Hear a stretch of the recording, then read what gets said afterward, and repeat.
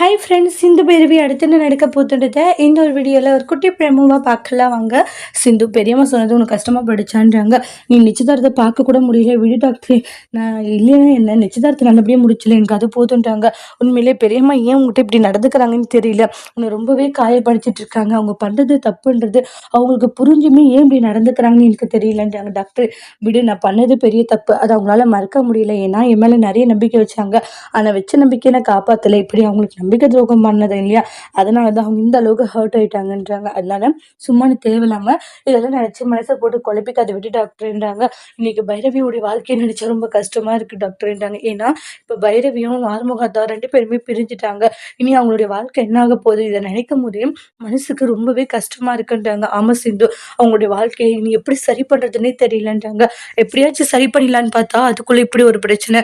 என்ன பண்ண போற ஆறுமுகம் அடுத்துன்றது ஒண்ணுமே புரியலன்றாங்க. ஆமா சத்தியமா எனக்கும் ஒண்ணும் புரியல. இனி உங்களுடைய வாழ்க்கை என்ன ஆக போகுது, எப்படி இதை சரி பண்றதுன்ட்டு ஒண்ணும் புரியாததா இருக்குன்றாங்க.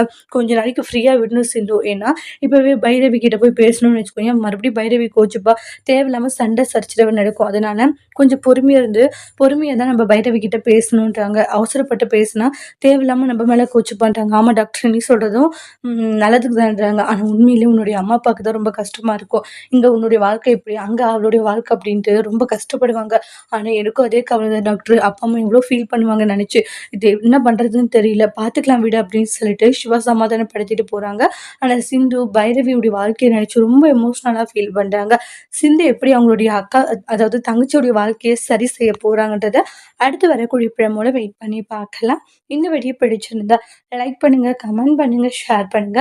மறக்காம நம்மளோட சேனலை நீங்க சப்ஸ்கிரைபர் பண்ணிக்கோங்க. Thank you friends.